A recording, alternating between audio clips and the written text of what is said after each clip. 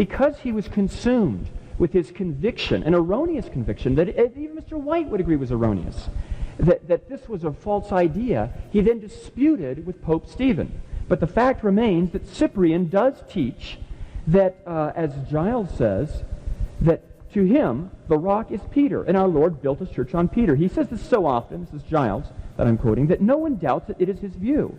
Cyprian also claims that this text gives the bishops their authority, for the church is settled upon them. It is not the case. It is a caricature of the Catholic position to say that every church father must hold all the aspects of the doctrine intact. No. Cyprian is cited as an example of the proof that Peter was understood, even in the early church, as being the rock. There are others, like Irenaeus, who show that there are descendants of this authority. Cyprian says that none of us sets himself up as bishop of bishops in Carthage. He's simply referring to the North African bishops. It's being quoted out of context here. We don't lord it over the church as by way of tyrannical terror. Of course, the popes don't claim that themselves. So he disagreed with Pope Stephen on whether these heretical baptisms were valid or not, and as a result, he toned down his original treatise, but nonetheless, in it he speaks of, on Peter Christ built the church, and to him he gives the command to feed the sheep. And he gives Peter a primacy, whereby it is made clear that there's but one church and one chair. And then goes on to speak of saying, if someone does not hold fast to this unity of Peter, can he imagine that he still holds the faith? If he deserts the chair of Peter upon which the church is built, can he still be confident he's in the church? A lot of things to get into 1 minute. Jerry just said, well, the thing from the Council of Carthage, that's just about North African bishops. The next sentence after it is, but we all await the judgment of our Lord Jesus Christ. Do only North African bishops await the judgment of our Lord Jesus Christ? I somehow doubt. From Giles, I quote in regards to Cyprian's statements, but be it first observed that all who ask Cyprian's counsel, of all his own counselors, of prelates assembled from Africa, Numidia, of Firmilian and Dionysius the Great, no one suggests the least reference to the Roman See, nor mentions its estimate of itself as an element in the question, or as a scruple to be borne in mind. Augustine, who marshals every argument in refutation of his opinion, never suggests that obedience to Rome's speaking would have saved him from his error. That is in the same passage. And I don't have enough time, but I just refer you to Cyprian's statement to Stephen when he says, why has the bitter obstinacy of our brother Stephen broken forth to such an extent in his response to him? The Bishop of Rome is not the Vicar of Christ for him. Mr. White, a question for Mr. Matitix. I can have just a moment to get to my notes, please. Mr. Matitix, please explain to us all how Canon 28 of the Council of Chalcedon could ever have been written if, in fact, Vatican I's definition of the constant and ancient faith, the universal church, is true. Second, punch this in. Okay, I have 3 minutes.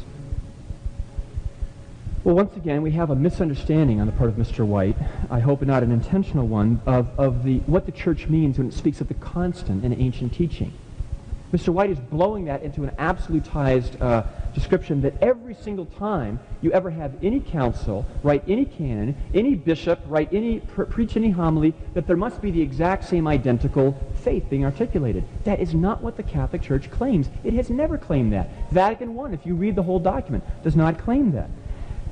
It is a fact of church history, and it has been for 2,000 years, that councils can promulgate canons, that is disciplinary policy statements, that may or may not be revoked by subsequent councils, that may or may not be approved by the Bishop of Rome.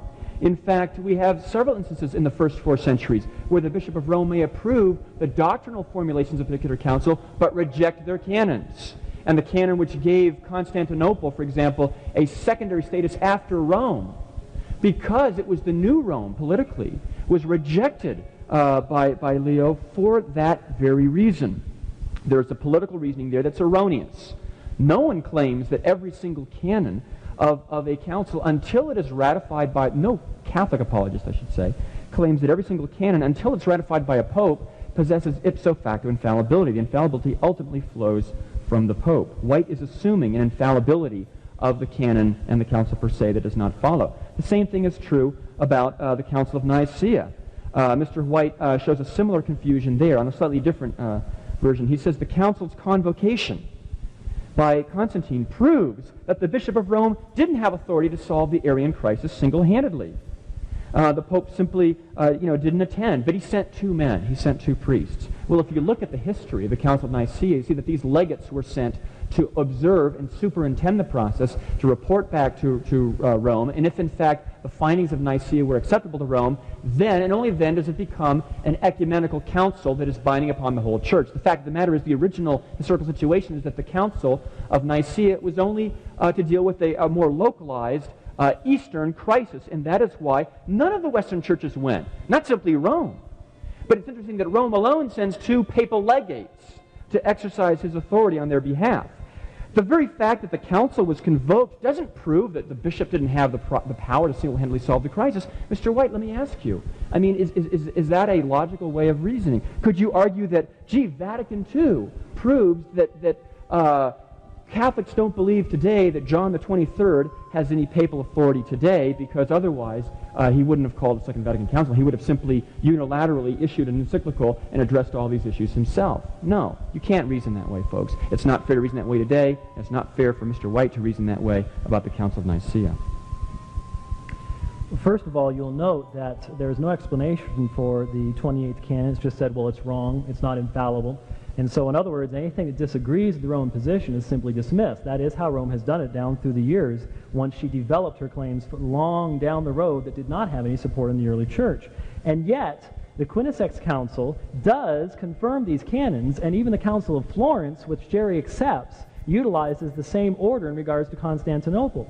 And Leo did not reject it on the basis of what Mr. Mattick said. In my opening presentation, I demonstrated that that was the case and made comments on that. He then went to Nicaea and said that because it's called by Constantine, that proves something. No, I was just pointing out to you that nobody at the early church at this time had any concept that there was any necessity either for the Pope to call it, or then Jerry just said that one of the most anachronistic statements I've ever heard made in a historical setting that is supposed to be scholarly is that, well, the legates are there to report back to Rome, and Rome will decide whether this is going to be an ecumenical council. My friends, historically, that is the grossest anachronistic statement that could possibly be made.